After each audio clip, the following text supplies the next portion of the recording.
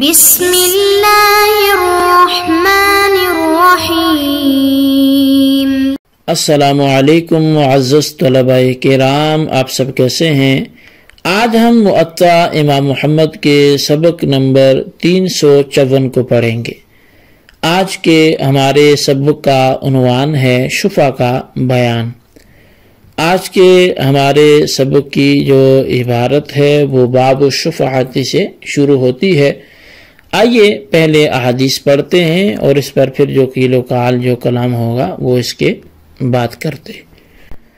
امام محمد رحمۃ اللہ علیہ آپ لکھتے ہیں باب الشفاعت کہ یہ جو باب ہے یہ شفا کے بارے میں ہے۔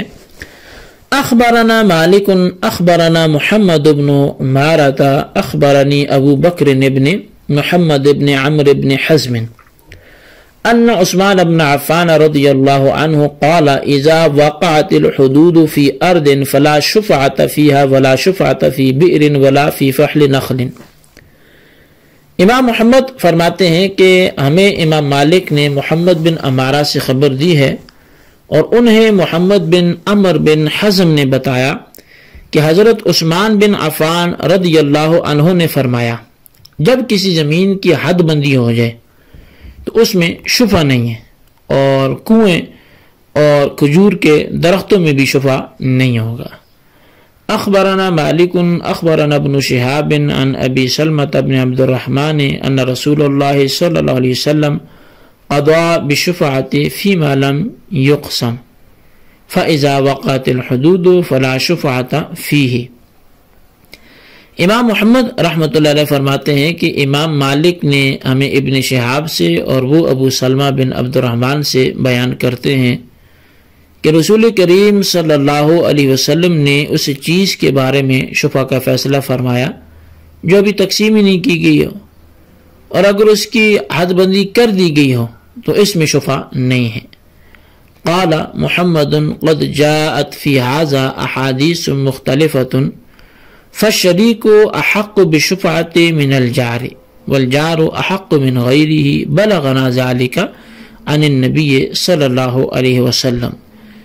امام محمد رحمۃ اللہ علیہ فرماتے ہیں کہ شفع سے متعلق احادیث مختلف قسم کی وارد ہیں،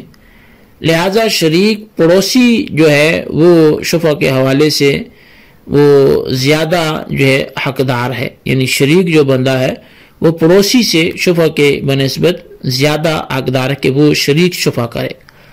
اور پڑوسی جو ہے وہ دوسروں کی بنسبت زیادہ حقدار ہے۔ یہ بات ہمیں رسول کریم صلی اللہ علیہ وسلم سے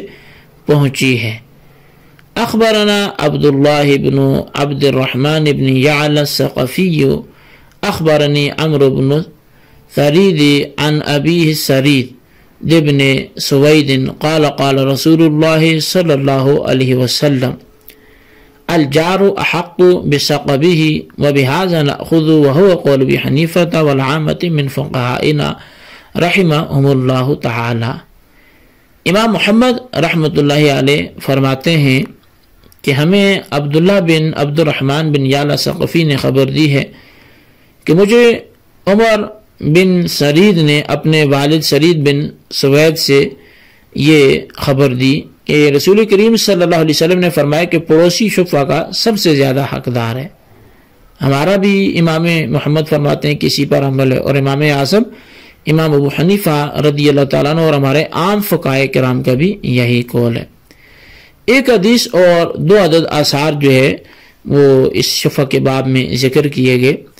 اور اس کے متعلق بعض اختلافی مسئلہ جات بھی امام محمد رحمۃ اللہ علیہ نے ذکر فرمائے ہیں۔ جہاں تک شفا کے جواز کا معاملہ ہے تو اس پر سبھی ائمہ کرام متفق ہیں کہ شفا جائز ہے۔ وہ یہ مسئلہ کہ حق کی شفا کس کو مقدم ہے، تو شفا والی چیز کیا ہیں اور ان میں حضرات ائمہ کرام جو ہے وہ کیا کہتے ہیں، تو اس میں تھوڑا سا اختلاف ہے۔ اس حوالے سے جو ہے وہ پہلی بات یہ ہے کہ شریک بالمل کے ساتھ بالاتفاق کے ائمہ شفا ثابت ہے۔ جو آپ کا پارٹنر ہے، آپ کا شریک ہے، آپ اپنا آدھا حصہ بیچیں گے تو وہ اس کو حق ہوگا شریک کو کہ وہ شفا کرے۔ امام مالک، امام شافعی اور امام احمد کے نزدیک پڑوسی کے لیے شفا نہیں ہے، اور امام ابو حنیفہ کے نزدیک پڑوسیوں کے لیے بھی شفا کا حق حاصل ہے۔ اب صاحب جو ہے وہ رحمت الامہ مولانا عبد الرحمن دمشقی شافعی نے یہ جو تشریح کی ہے وہ اختلاف کا انہوں نے تذکرہ کیا، اور اس کی وضاحت جو ہے وہ کئی ایک دوسری کتابوں میں انہوں نے ذکر کی ہے۔ تو شفع کرنے والا جو شفیع ہے وہ 3 قسم کا اصل میں ہوتا ہے۔ نمبر 1 وہ جو ملکیت میں شریک ہو، اس شفیع کے بارے میں تو تمام ائمہ متفق ہیں کہ زمین کی تقسیم اور حد بندی ہونے سے قبل یہ شفیع اپنا حق شفع رکھتا ہے۔ اگر خریدار نے زمین خرید کر اس کی تقسیم کرا لی اور حد بندی بھی ہو گئی اور شفیع کو ان باتوں کا علم ہو تو وہ اب حق شفع سے محروم ہو جائے گا۔ یہ پہلا صورت تھی، یعنی جو شفع کرنے والے ہیں یہ 3 طرح کے تھے، تو پہلا یہ ہو گیا۔ دوسرا یہ ہے کہ جو حقوق میں شریک ہو، یعنی وہ شخص جو 2 شخص ایسے کہ نفس زمین میں تو شریک نہیں ہیں لیکن زمین میں جانے والا پانی یا راستہ دونوں کا مشترکہ ہے، تو وہ ایک دوسرے کا شفع کر سکتے۔ اور تیسرا جو ہے وہ ہمسایہ ہے، پڑوسی ہے، تو ان دونوں میں ائمہ ثلاثہ جو ہے وہ شفع کے قائل نہیں ہیں، یعنی جو حقوق میں شریک ہو اس کے لیے بھی اور جو ہمسایہ ہے اس کے لیے بھی۔ اب اس حوالے سے کتب فقہ کو اگر اٹھا کے دیکھیں تو اس کی بڑی تفصیل ملتی ہے، اور امام مالک، امام شافعی اور اہل مدینہ اس طرف گئے ہیں کہ شفع صرف شریک کے لیے ہے، وہ بھی اس وقت تک جب تک زمین کی تقسیم نہ کی گئی ہو۔ اور اہل عراق یہ کہتے ہیں کہ شفع بالترتیب 3 اشخاص کے لیے ہے، سب سے زیادہ حقدار شریک فی الملک ہے جب تک زمین تقسیم نہ کی گئی ہو، پھر وہ شخص حقدار ہے جو تقسیم ہو جانے کے بعد حقوق میں شریک ہو، مطلب یہ کہ ابھی اس کے حقوق جوں کہ توں مشترک ہیں، مثلا راستے میں شرکت ہے، صحن میں شرکت ہے، اور تیسرا ہمسایہ ہے۔ تو ان دونوں کے بعد جو ہے وہ جس کی زمین جو ہے وہ مشکوک فی ہے اور اس کے ساتھ وہ متصل ہے، یعنی جس کی زمین میں شفع ہو رہا ہے تو اس کی زمین جس کے ساتھ ملی ہوئی ہے تو اس کو بھی پھر حق شفع حاصل ہے۔ تو اہل مدینہ یہ کہتے ہیں کہ پڑوسی اور شریک فی الحقوق کے لیے جب زمین تقسیم ہو چکی ہو تو حق شفع نہیں ہے۔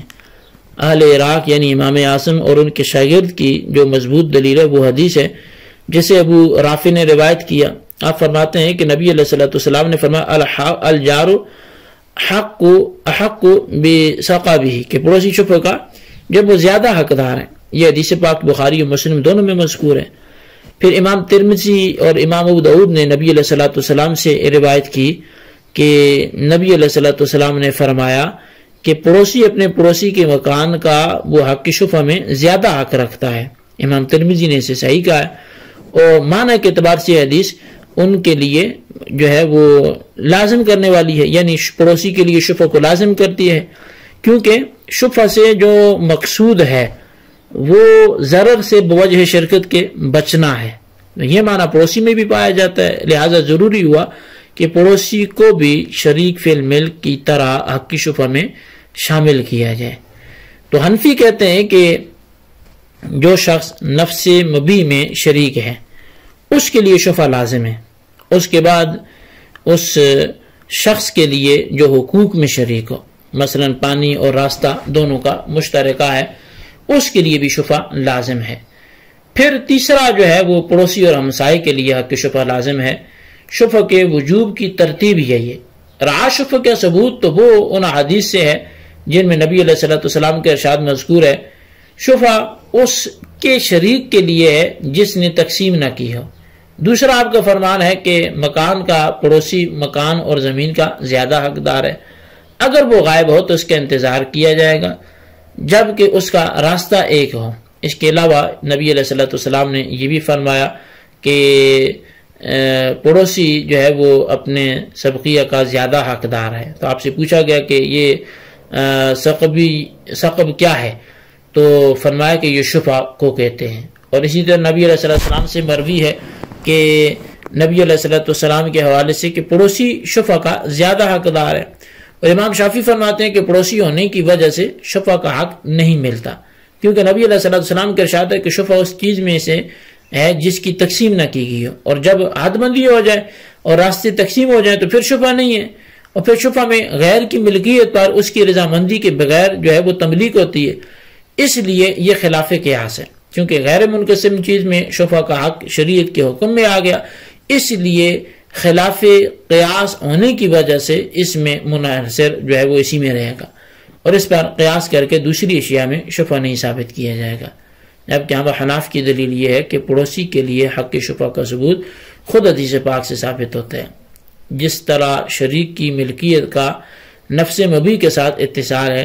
اسی طرح پڑوسی کی ملکیت بھی نفس مبی کے ساتھ جو ہے وہ متصل ہے، اور پڑوسی کا ضرر دور کرنے کے لیے اسے حق شفع دیا جائے گا،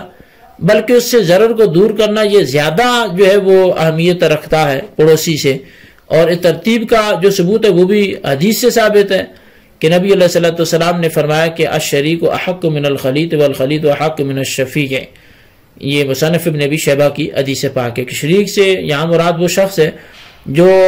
نفس مبی میں شریک ہو، اور خلیط سے مراد وہ جو حقوق میں شریک ہو، اور شفیع سے مراد وہ پڑوسی ہے، یعنی نفس مبی میں شرکت والا شخص اس شخص سے حق شفع کا زیادہ حقدار ہے جو شرکت فی الحقوق کا حامل ہے، اور حقوق میں شریک جو پڑوسی ہے وہ جو حقوق میں شریک ہے وہ شفع کا زیادہ حقدار ہے اس سے جو پڑوسی ہے، اور پڑوسی جو ہے وہ غیروں سے شفع کا زیادہ حقدار ہے۔ یہ اس لیے بھی کہ نفس مبی میں شرکت والا شخص زیادہ قوی ہے کیونکہ وہ مبی کی ہر چیز میں شریک ہے۔ اس کے بعد حقوق میں اتصال ہے کیونکہ یہ ملکیت کے منافع میں شرکت بنتی ہے، اور ترجیح جو ہے وہ قوت کے سبب سے ہوتی ہے، جو زیادہ قوی وہ زیادہ راجع اور جو کمزور ہوگا وہ مرجوع ہوگا۔ تو بہرحال ان چند وضاحتوں سے جو ہے وہ اس میں مسئلے کے حناف کے دلائل جو ہیں وہ قویہ طور پر ان کو پیش کیا گیا ہے، لیکن امام شافعی رحمۃ اللہ علیہ کے موقف اور ان کے استدلال کا جو ہے وہ جواب جو ہے وہ آپ اگر چاہیں تو مختلف کتب فقہ میں جیسے ہدایہ ہے اور اسی طرح دیگر جو طویل کتابیں ہیں ان میں ملاحظہ کیا جا سکتا ہے۔ اسی طرح شفع کے مراتب کیا ہیں، اور پھر پڑوسی کے شفع کے ثبوت میں احادیث کیا ہیں، آثار کیا ہیں، تو یہ ساری چیزیں تفصیل سے دیگر کتب میں بیان کی گئی ہیں۔ یہاں کی مناسبت سے اتنا ہی کافی ہے بنیادی سی معلومات کے لیے، اور یہیں پہ ہم اپنے سبق کو موقوف بھی کرتے ہیں۔ جتنا پڑھا اس کو اچھی طرح یاد کریں، اس کے خلاصے کو اپنے رجسٹر پہ ضرور لکھیں۔ اللہ تعالیٰ سے دعا کرتے ہیں جو پڑھا سنا اسے یاد رکھنے کی توفیق نصیب فرمائے، آمین بجاہ نبی الامین صلی اللہ علیہ وسلم۔